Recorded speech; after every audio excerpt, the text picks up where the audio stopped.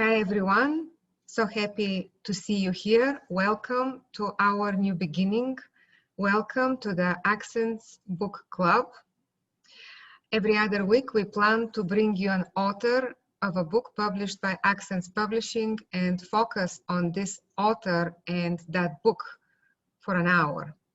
We are happy to kick off the series with Leatha Kendrick, the author of And Luckier book. On October 7th, we will meet with Sonia de Vries, the editor of The Junkie Who Loved Horses, anthology of poems written by formerly incarcerated men. On October 21st, we will feature Christopher McCurry and his book Open Burning, which by then we will have in paperback as well. To learn more about the series, Accents Publishing, submission opportunities, etc., join our mailing list. Write to accents.publishing@gmail.com and we'll keep you informed. My name is Katerina Stojkova. I am the founder and senior editor of Accents Publishing. I am proud to be the publisher and editor of this book. I am also proud to be a friend of Leatha's. Everyone who knows her, loves her, and respects her, and I do as well. I've read Leatha's poems for some time, and I've wanted to publish a Leatha Kendrick book ever since the press opened in 2010. I am thankful that we were able to bring this book to you. The book is beautiful in every possible way. Please see the cover. It features an original painting by writer, photographer, and artist Lynn Winter. On the back, we're fortunate to have the endorsements of 5 amazing poets and people, and I'll quote each one of them now. Kendrick's powerful 5th collection springs from a mature poet's reckoning with the family she was given and the family she has made, with the struggle to answer her calling as an artist, with the dangers and diminishments of age, and with her privileged place in a suffering world. These are words by Georgella Lyon. Her combination of melancholy and gratitude provides all we can't know of life and its endings with a majestic understanding. That is by Molly Peacock. And now words by Sherry Chandler. Every turn of the page brings fresh delight of music and image, astonishing depth of vision. Paulette Hansel said, "Some poets wear their hard-earned wisdom as lightly as earth holds the most delicate of its blooms, with roots fierce and stubborn, with stems tough enough to wait out the drought that comes before the bloom." And Kathleen Driscoll says, "Kendrick's work is complex and masterfully figurative, always allowing for 2 things to be said at once, 2 things to be true at once." And to these words, I will add that we at Accents Publishing believe And Luckier is Leatha Kendrick's bravest, most mature work, steeped with the wisdom and beauty of an intentionally lived life. The poems in this book soothe us, teach us, and nudge us towards our best, our kindest selves. Now I will invite Leatha to share with us whatever she would like to share about the writing of this book and to read to us from it. After that, we will have an opportunity to ask questions. Thank you. Please help me welcome Leatha Kendrick. Yay, Leatha.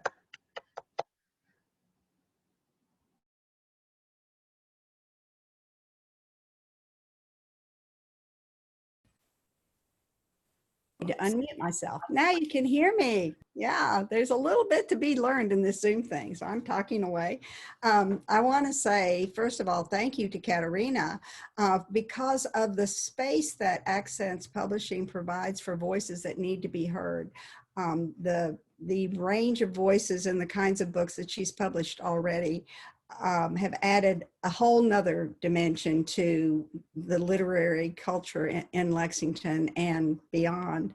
And she's a brilliant editor, and I'm very lucky that she loved this book and wanted to bring it into the world. I couldn't have had a better place for it to land and a better experience. So I think especially nowadays, it's so important that voices get heard, and Accents is dedicated to creating those spaces for voices that might not otherwise get heard. So thank you, Katerina. All of those endorsements make it sound like I always felt it was when I read books, and I thought, oh, writers, they know how to do this. They just sit down and the words come out and there it is. And then people write good things about them and all that stuff. And what I had prepared to talk to you about when Katerina said maybe I could talk a little bit about how the book came to be is about a series of stumblings and dead ends and failures and restarts, and something very different from what the back cover of the book looks like. For me, every book that I've made has been a process of kind of following my nose.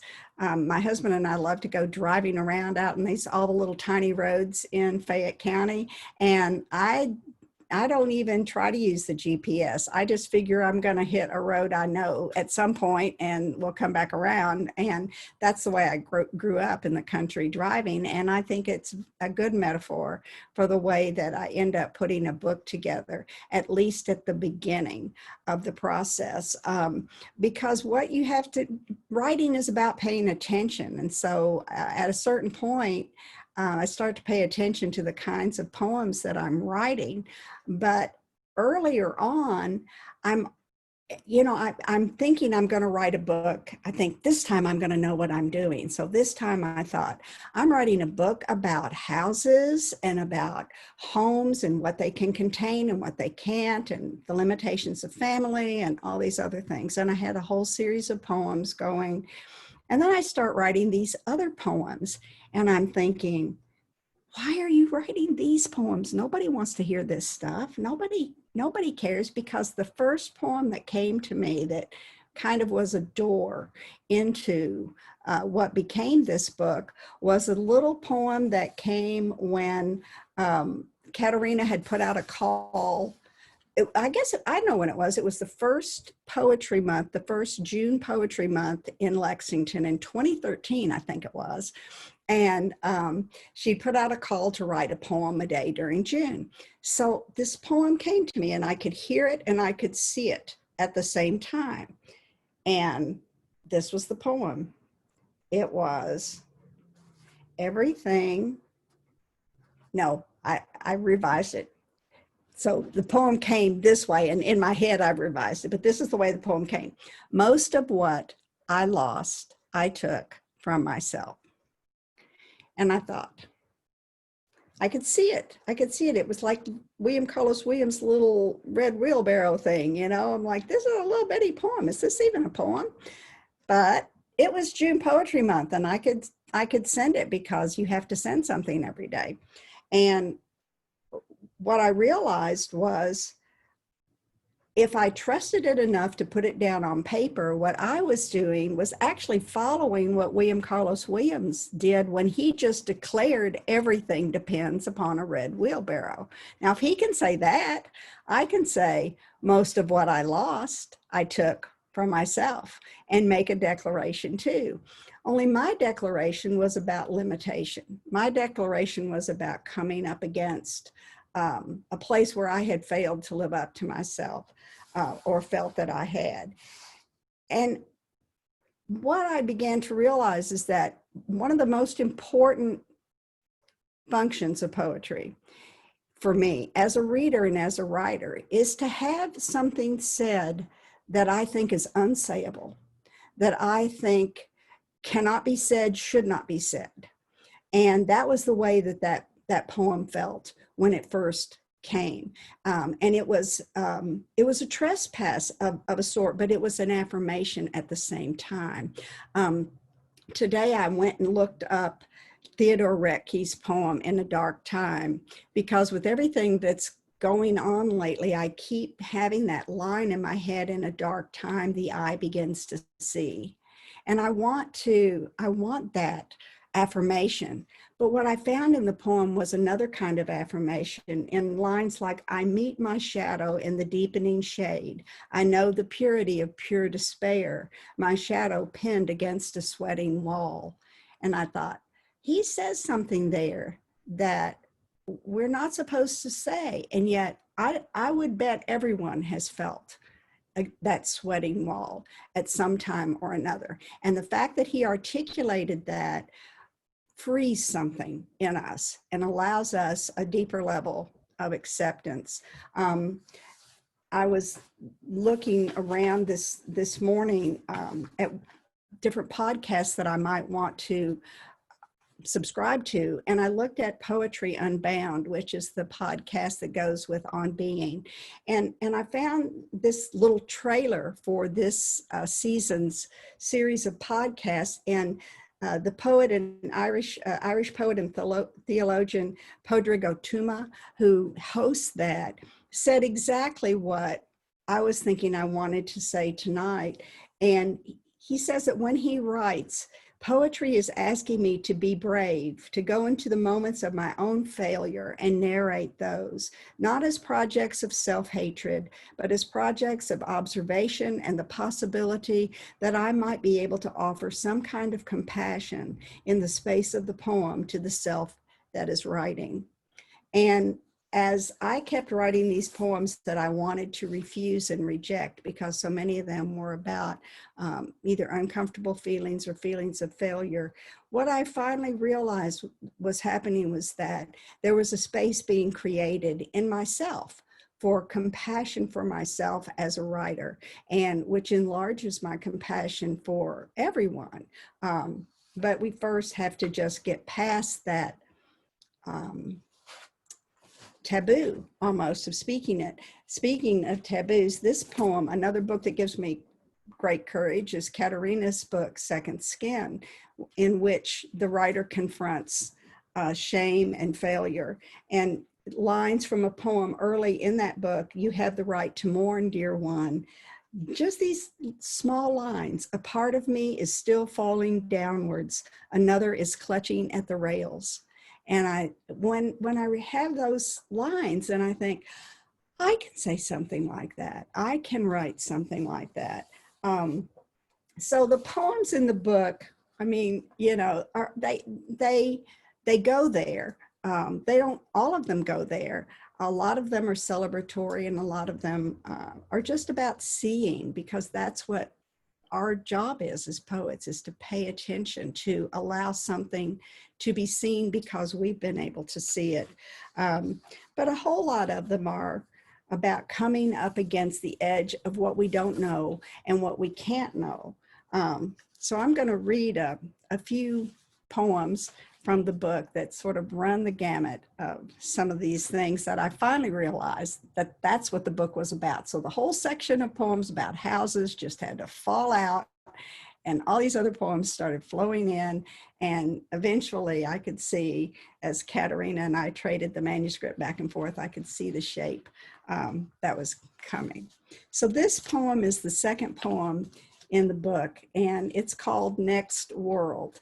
And it's kind of a playful poem on some levels, because I started thinking, you know, if you were an embryo and you'd been hanging out in the womb for about 9 months, you probably would think you knew pretty much what the world was all about. But maybe you do, and then what happens? Birth. Oh, okay, so next world.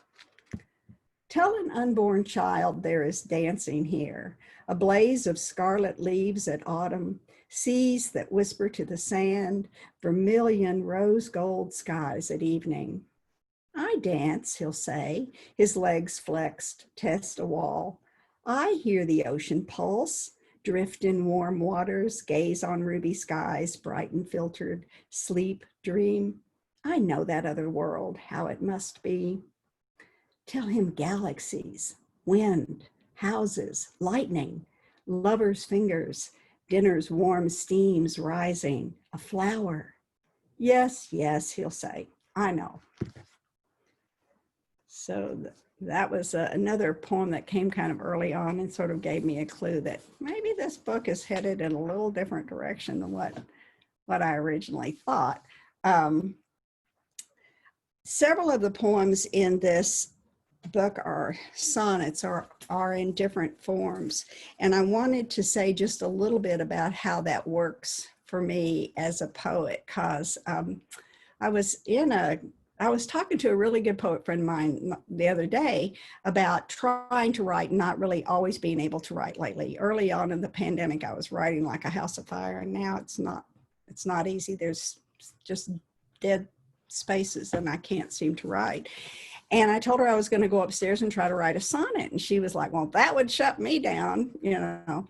But for me, it's kind of the other way around. I'm the type of person who, if I can have a little something out at the end to kind of aim toward, then I keep going. So a sonnet is a short form, 14 lines. You know it's going to be over no matter what in 14 lines. And you've got these line endings where you have a possibility of using rhyme or musicality or sound to sort of pull you on to the next place. The other way that it functions for me is that a lot of times, in order to reach for a word that might work as a rhyme or a slant rhyme or something, my mind has to go in a whole different place than where it would have gone if I'd just been saying what I started out to say.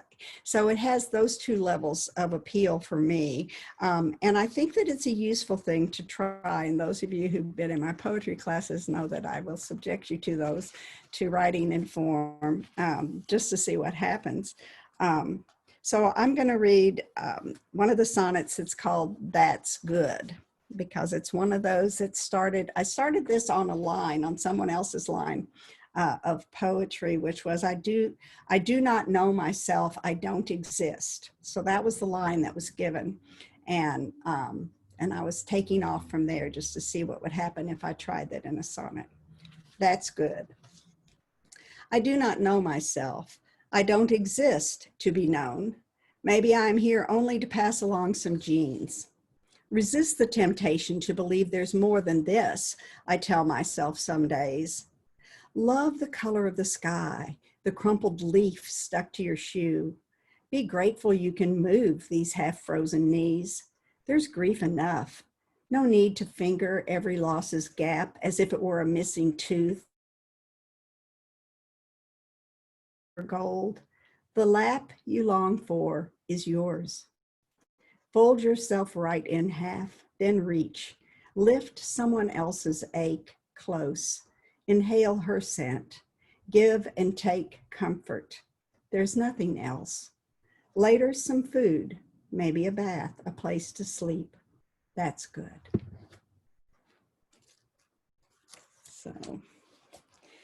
So that one took me a whole different place because I was reaching for words that would come back to a certain sound.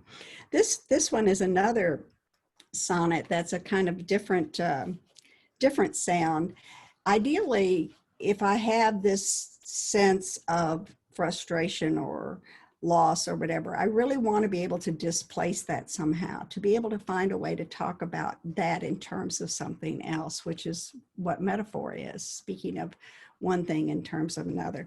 So this poem came from a really sharp memory I have of early spring in the barnyard there behind the barn where we kept our ponies in the winter. And that first day when we would open the barn doors and the ponies would spill out into the muddy barn lot, knee deep in muck. So this poem is called Knobbed. Never a pretty season spring in those barn lots, all red clay mud, hoof-pocked and draped in the stench of manured straw. The stable's warm, close air spilled out with the ponies through the gaped and hanging doors. 5 mares, 5 tottery, knob-kneed foals who blinked and lifted pinpoint hooves. The mares' winter rough coats all shagged and rubbed bare spaces, their legs mud-socked, so that they moved in a slow, weighted dance. But it's the foals I want to talk about, the huge knots of their knees, how to reconcile them with the slender, too long legs, and what's more, with my own knees, my own ungainly gams, and how we ran, how all of us fell back then and just got up again.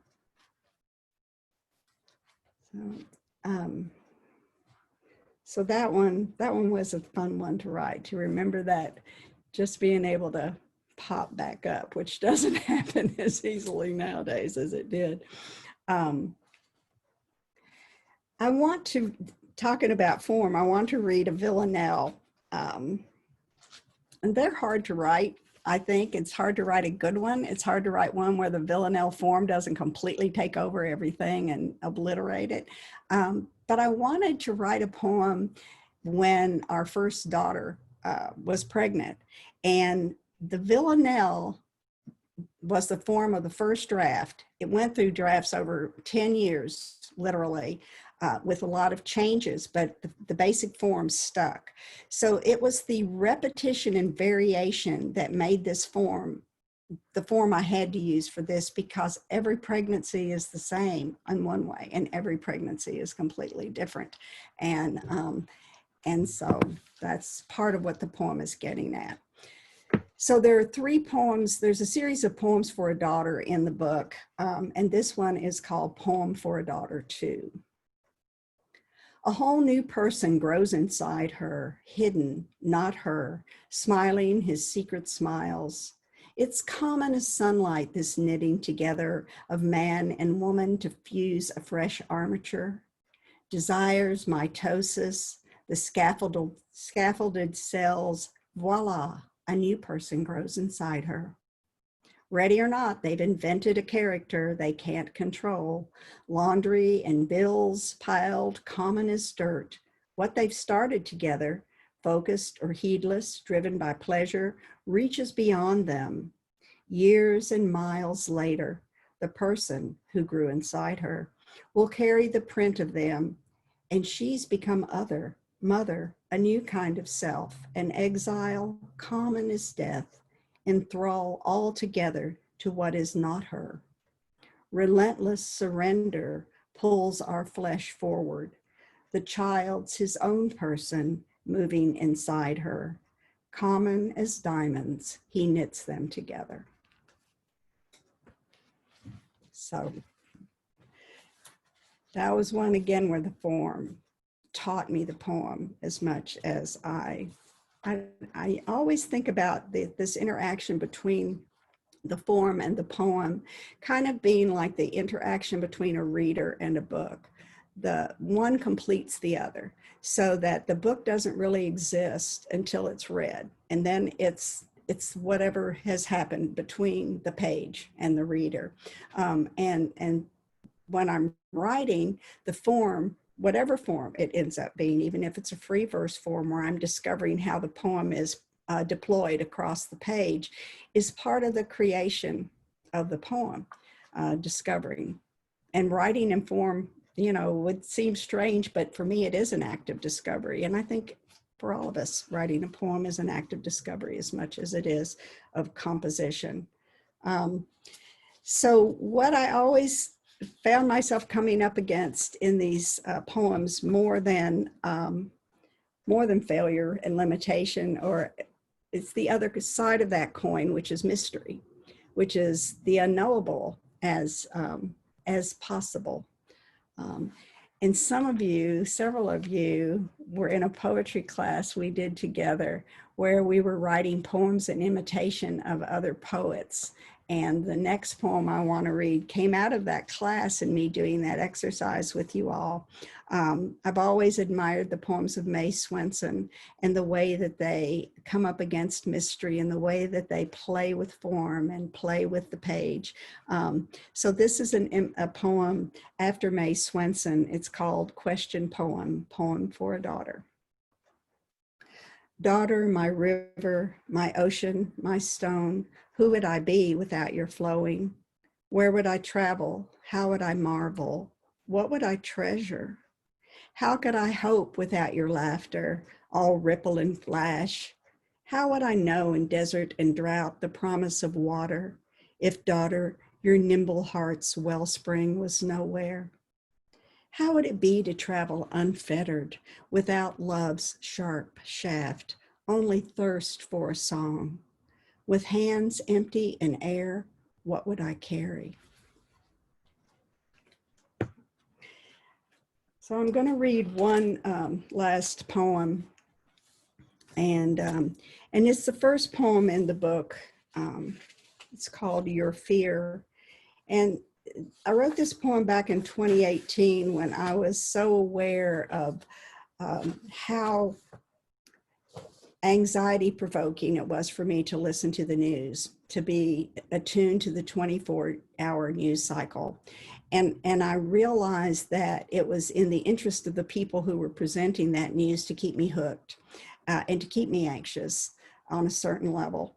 And now, in the years that have passed since I wrote the poem, it seems to me more important than ever, because we are seeing more and more how much words matter and how what we hear over and over shapes not only our sense of what is real, but what is even possible for us. And it just pays to pay attention to that. As I said at the beginning, you know, I think it was Mary Oliver that said, it's our job as poets to pay attention. And so this is the last poem I'm going to read from the book tonight, Your Fear. Now ask yourself, who might it serve that you would grow downhearted? What do you choose to see? What does your seeing make? The news, selected and relayed, mirrored, and soon a billion times its weight, weighs on the mind that seeks it out. What is the new? The breath just drawn, the thought not yet enfleshed, the kind word being said, the stars that press unseen overhead. It is the unforeseen upon which Poe said we must calculate most largely. Impossible to separate misery and joy, the living edge of mystery. Time's unfolding dauntless holds you dear. The universe has no need of your fear. Thanks. I hope you got questions. Thank you, Leatha. These are amazing. And for everyone, I'm posting right now a link to Leatha's website, where you can get the book directly from the author with signature and all that. And yes, you can either unmute yourself and ask your question, or post it as a in the chat. Post it in the chat, and I've got a few of my own. But let's see what you guys have.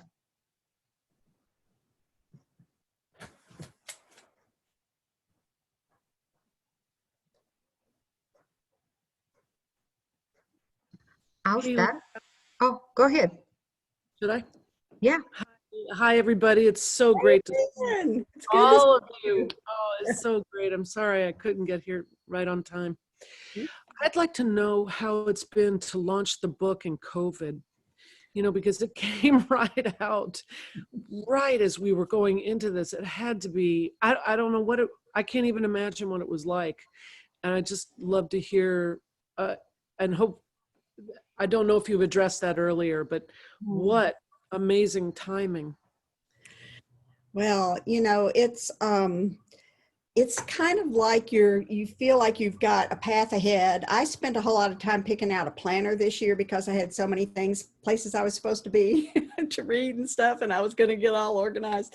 And now I don't need that. I mean, it was like having the whole floor under you just kind of go away, and there you are. But we were all there together, and a lot of people I knew were having books coming out, and so we were all like going back and forth together online and in whatever way we could. We're trying to talk about each other's books and attend each other's Zoom readings and do these kinds of things.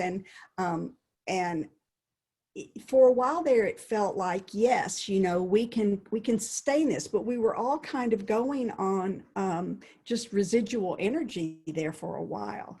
And now I think it's becoming clear how exhausting it is to try to keep up connection, and what a difference there is between meeting like this and all being able to sit in a room together, you know, with our knees accidentally bumping each other and our shoulders kind of knocking together, and then being able to stand up afterwards and have an unexpected conversation with somebody. So there's a big loss there, and I don't know, but it's for everybody on every level.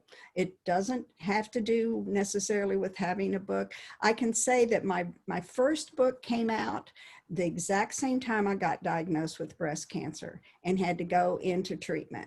So again, I mean, this is like the second time where I thought I was headed one way, and, you know, but this happens. Things happen. And so it's been a roller coaster. That's all I can say. It's been a roller coaster.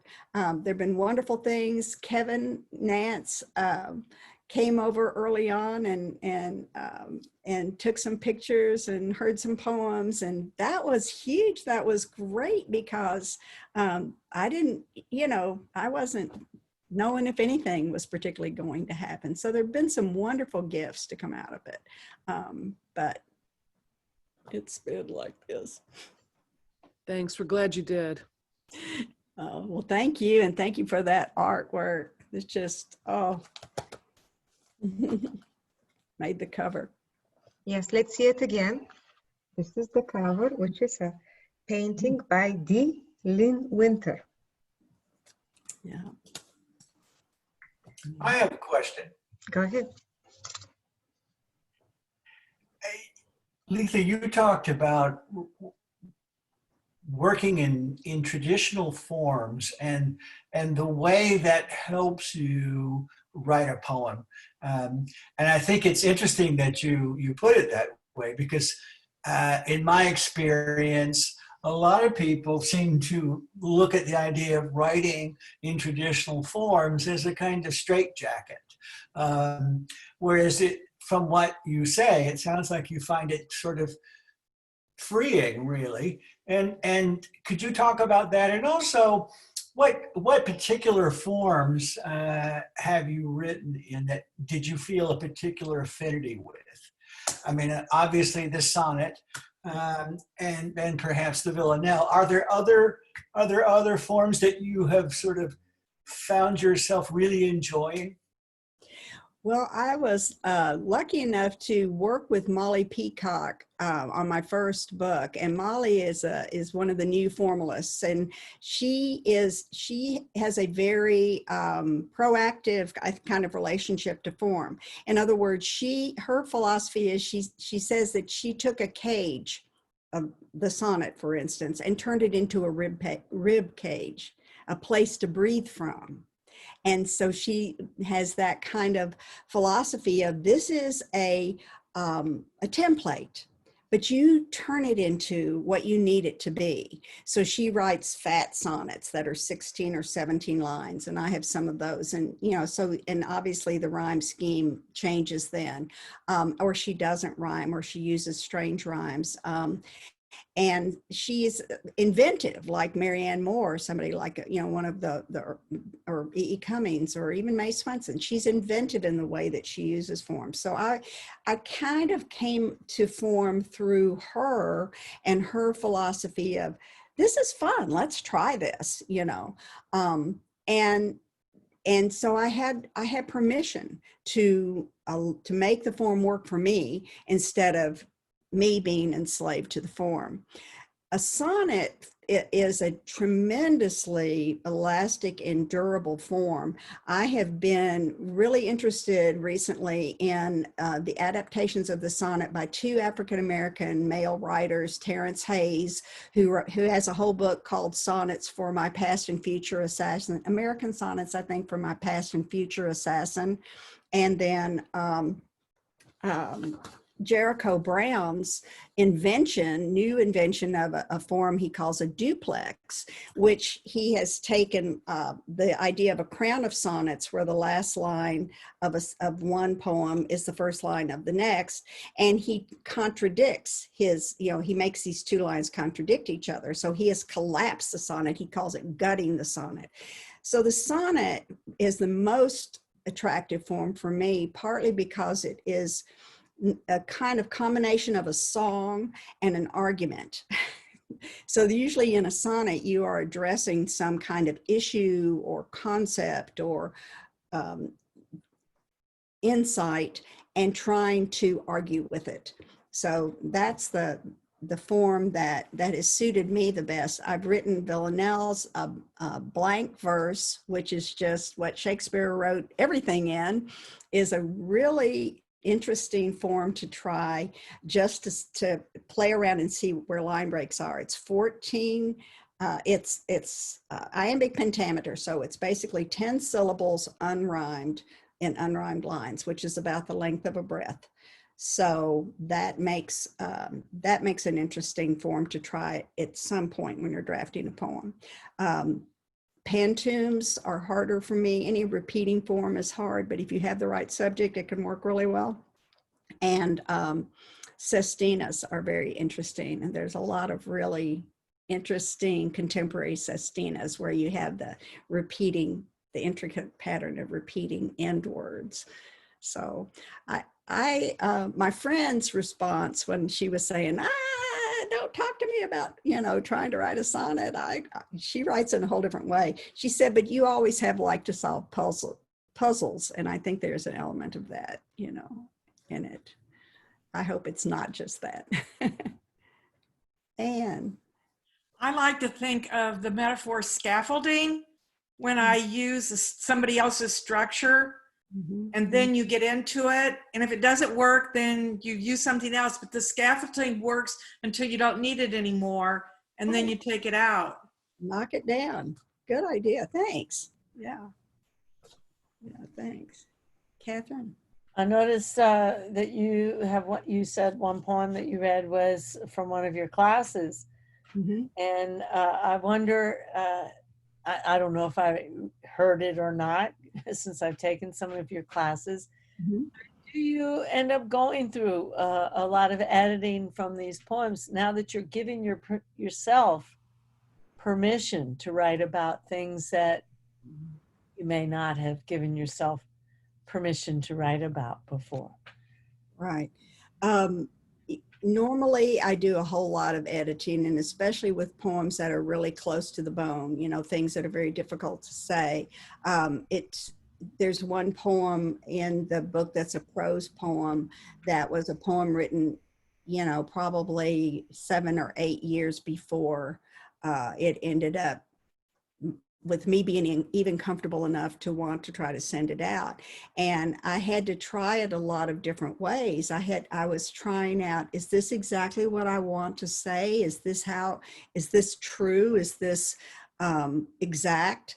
Do the line breaks obscure what I'm trying to say, or do they make it more powerful? And ultimately, when I put it into prose poem form, at every revision, something will fall out and sometimes something will come in that I needed.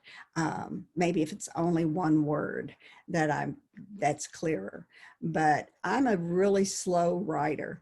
I draft quickly and I revise over a long period of time. And it's not that I'm constantly reworking or have a million drafts of things. It's just that time will go by in between. Do they change over time? I mean, for me, 8 years, I might start I have some I started 8 years ago, and I look at them and I go, I can't edit this anymore. It's Exactly, exactly. And eight years is too long. I mean, for the average poem, I would think, you know, for most of my poems, it's going to be 1 to 3 years. But there are some that take a lot longer.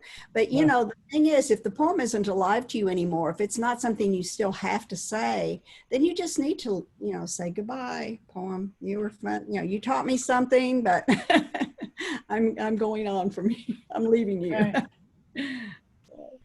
Yeah. Thank you. Yeah, you're welcome.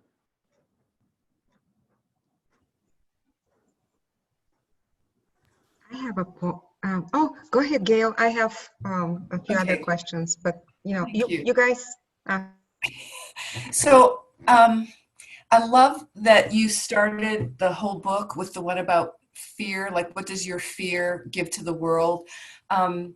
Because it strikes me in a book that contains a lot of poems that you say were close to the bone, were difficult to write, that you must have been kind of facing that fear pretty regularly, maybe line by line, and certainly poem by poem. And so it strikes me that, like the previous question that Catherine had, I love that blurb by a mature poet that once you start to have a vision, I mean, the one thing that I want to say about this book in particular, I mean, I've always felt that, but I have so much trust as a reader, as I'm following this poetic voice. There's just so much trust there because it's clear that every one of these insights is so hard won, but also that they really are, like when you shake everything out, that's still there. But I would, and so I know that you've talked about revising already, but because some of these I recognize in the quick drafts, if you could say a little bit about, and you've talked already to some of us about going back and looking at your old journals and whatnot, just what almost spectacles, like what are you putting on when you look at those old poems? What are you looking for? How do you know what to keep? I would love to hear just a little bit of that. When you ask that question, I feel that if it doesn't hook me, like right in the center somehow, if there's not this kind of need for this to be said, you can need to say things for all different kinds of reasons. You can need to say something for your own refreshment. You can need to say something just to be playful, and you can need to say something for a really deeply serious reason too. So when I look back through poems and when I look back through old journals to see if there's a poem maybe hiding in there, if there's something that leaps out at me that just kind of makes me go, oh, I need to say this, then that is something I'm going to take up and try to work it as gently as I can. Try to handle it like, you know, a delicate fabric so that I don't rip it to shreds in the process of making it of making it new. And the image that keeps coming to me a lot of times when I'm in that process is like I've heard a song and I remember it sort of, and I want to be able to sing it back to myself. And so I'm listening for the poem. I'm listening for it as much as anything.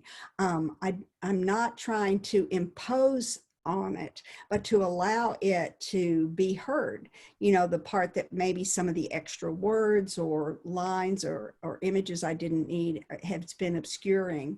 I want to hear it. Like a song I'd almost forgotten. Yeah. Yeah. Thank you. Yeah. And putting that poem first in the book, I had other poems first.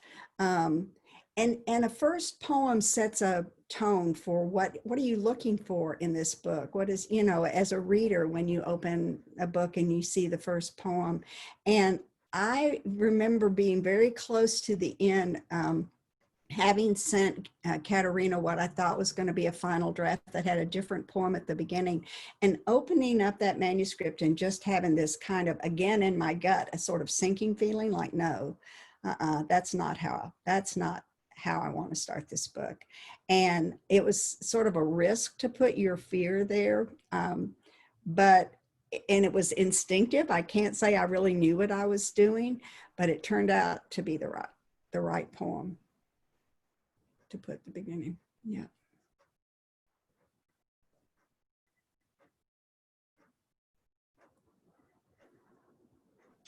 Linda? Yeah, I'm curious about this process of publishing this manuscript, because you said that you two work together back and forth. I'm hearing you talk so much about your own instinct and what touches you in your own work. And I'm curious how that works out when you're working with somebody else who's not you. Obviously, she's not you. And whether how does that go? Are there conflicts, and who wins and stuff like that? Well, I can say from my point of view as a writer that I kept bringing things to Katerina and wanting her to tell me what to do. And she would tell me very little, she was saying, this is looking good and this is looking good. And she was a lot of times just throwing it back to me. And she was doing that purposefully. When she knew something needed to happen, she would tell me. And then it was for me to take in and trust my gut again. But how do you see it, Katerina? How do you feel about working as an editor of poetry books? Well, different books have different upbringings, so to say. But your book and working with you was tremendous. It was wonderful in a way that we've always understood each other as poets and as people. And I also, in working with other poets, know that you need to give the writer space, general direction, and deadline. Those three things. Yeah, and if one of those is missing, then things are gonna go a little in different directions. You will need to supply all three. But working with Leatha has been wonderful, and I'm looking forward to the next book or whatever we work on next. No conflicts. It was a pure joy, and what you said about space, that is something that I felt, it's like, I have to decide this for myself because she's not going to tell me, which is also a good thing and exactly what needed to happen. Which I could, I could. And some people actually very directly say, please help me here. And then I'm able to make the decision for them. Yeah. But, we were more or less trading versions of it, and she was letting me know what was working with each one. So there was it was a good process. It was a really good process from my side. And when you have so many good poems and someone such as Leatha, who knows her craft, who teaches poetry, then there are so many ways to put the manuscript together. And all of them are winning ways. Yeah. Maybe one more question?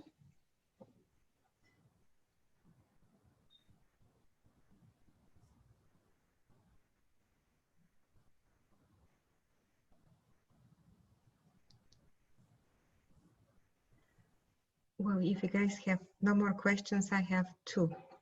So one of them is speak about the importance of teaching and what does teaching mean to you? And then the other one is what are you working on next? Oh goodness, the importance of teaching. It's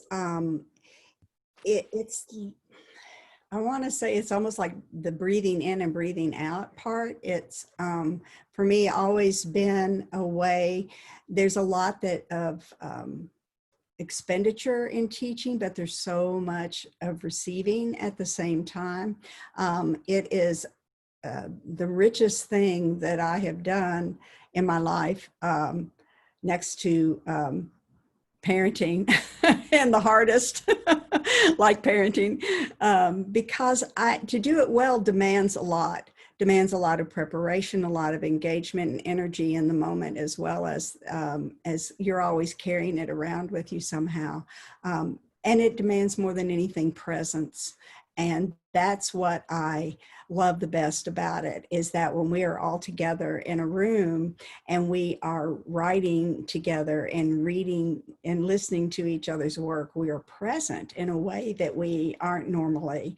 And that presence spills over into other aspects of our lives. And I think makes me a better writer in general, because I am paying attention on a different level than I do even when unless I'm completely engaged in the very last stages of getting a book ready.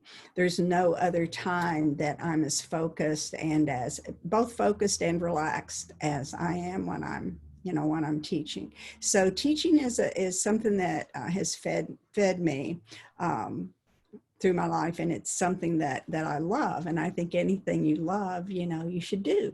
I thought it was Catherine Ann Patterson that said, practice an art for the love of it, and it will outlast almost anything but breath. And I feel that way about writing and about teaching. What I'm working on is too many things, too many things at once. I have another book of poems that I've been playing with, but it's really, I always think they're closer to done than what they are. And there's this point when what I thought was all put together sort of starts to fall apart, and it's a time when you're like, oh no. But it's the birth of the book. It's the birth of the real book, I think, when that happens, because then things start to come in that will take the book to the place where it needs to end up. So I'm in a bit of a, falling apart place with the book I was putting together. But I had intended also to be writing essays, and I am writing essays, but again, those are still in process too. And I'm hoping to finish a couple of short ones. I've written a book review and an essay or two, that I have finished. But it's like time is so weird now. It's like silly putty. It just kind of, it stretches and it sort of snaps back, and it's easy to sort of lose track of things. So that was probably a very confused answer, but it's the truth, I guess.